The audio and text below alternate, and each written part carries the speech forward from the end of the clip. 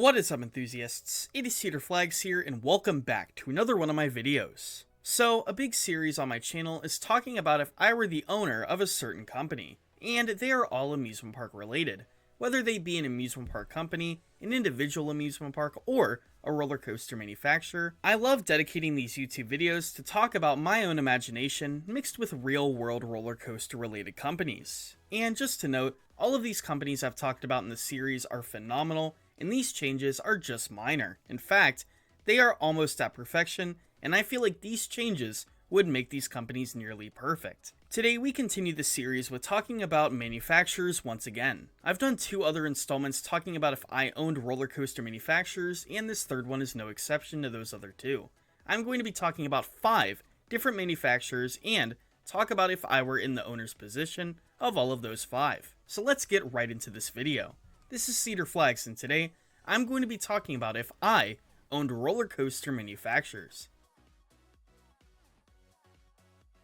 Here's one that I've been waiting to make, Intamin. Intamin is a very good example of a coaster manufacturer, as they are very diverse and they are constantly evolving every year. Look at an Intamin creation from 10 years ago, then 20 years ago, and then even 30 years ago, and then look at rides like Velocicoaster at Islands of Adventure. This is the peak of roller coaster innovation, and I believe that Intamin is one of the most influential manufacturers of all time. Recently, Intamin has came out with a model known as the Hot Racer. This is very similar to an RMC single rail, but with a few twists. There are very snappy low to the ground elements on this model, and it is the only model that has a launch for a single rail ride like this. Though there has only been one of these installed in the world at Luna Park in Australia.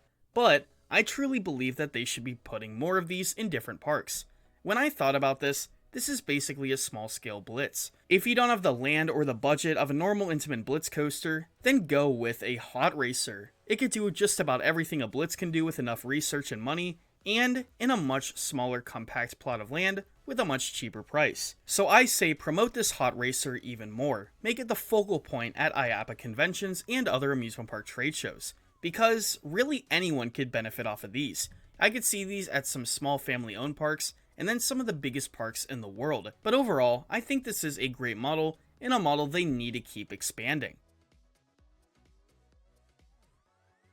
Up next, we have a company that I'm surprised I haven't gotten to yet. This is the Gravity Group. This is a famous manufacturer that started out in the mid-2000s making traditional wooden coasters, and has evolved a lot.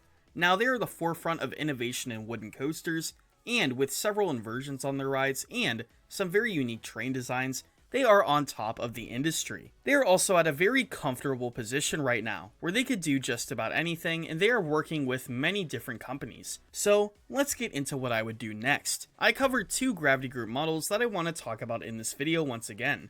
If you don't know, like I said, this company started around the mid to late 2000s, and they came up with a few concepts that were eventually scrapped. One of them was a shorter mine train design with mine train style trains, and then they had a launched shuttle coaster, which was similar to Switchback at ZDT's, but with a LSM launch. I say, with how they're spending money right now and the trust they have with parks, I say start developing these again. Wooden coasters are much more innovative than they were when these 2 models came out, so why don't they start promoting them again after all these years? And maybe Gravity Group could start developing that, make it small scale, and see if it works. And then they could do the same thing with a mine train. We don't really have any of those authentic wooden mine trains being made anymore, so who else than Gravity Group to take up that suit?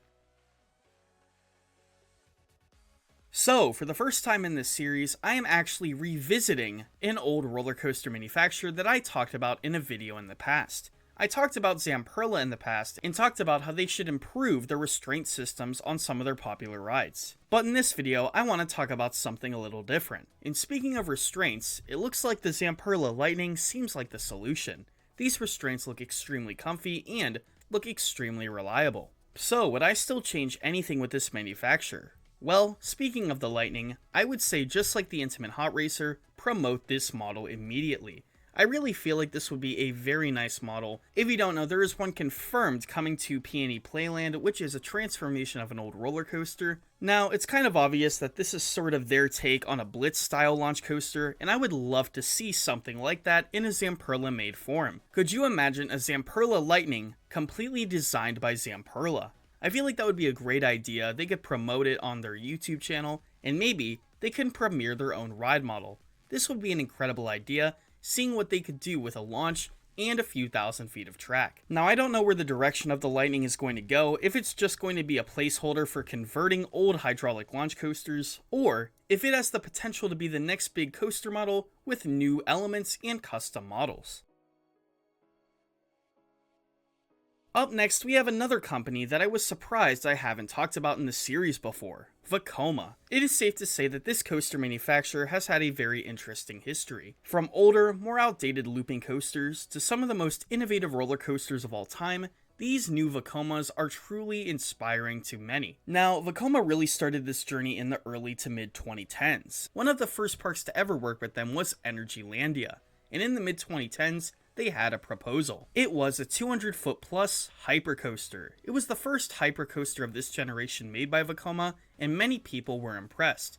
But eventually a popular vote decided that an Intamin version would be much better. And so this ride opened up as Hyperion, an Intamin hypercoaster. But it begs me to ask, after more years of research and more years to gain trust by the general public and parks alike, could this hypercoaster model come back? I say Vekoma should make a hypercoaster, and I think that it should be similar to what we saw in the Energylandia concept. Could you imagine a 200-foot plus Vekoma that has a very thrilling layout? Think of something like Let Coaster, but twice as big and out and back. But now, with Vekoma being more popular than it has been in decades, I think that this hypercoaster should come back and have more potential. And finally for this video, let's talk about Maurer Rides. This is a coaster company that a lot of people instantly forget, though they are very iconic in some of their rides. They are mostly known for their incredible X-Car, and a big example of this would be something like Hollywood Rip Ride Rocket at Universal Orlando. These rides are extremely fun, with their very comfortable restraint system and their innovative track design. When this ride model initially debuted in the early 2000s, many people were blown away with its incredible lack of restraints, but its incredibly thrilling layout. But did you know there was going to be more?